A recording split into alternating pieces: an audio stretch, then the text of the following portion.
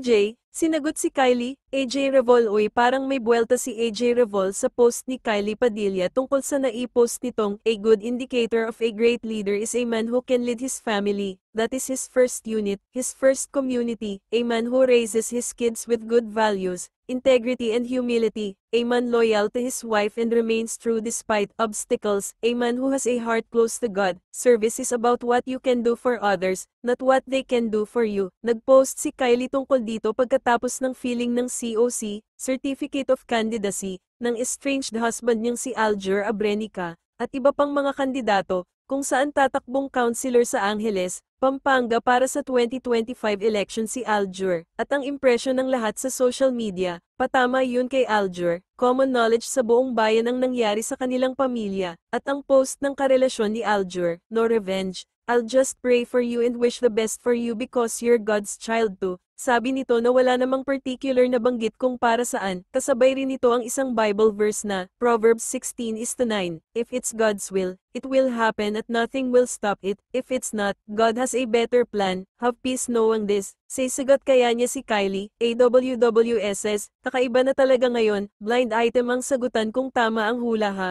pwede naman kasi nila itong I deny o I fake news.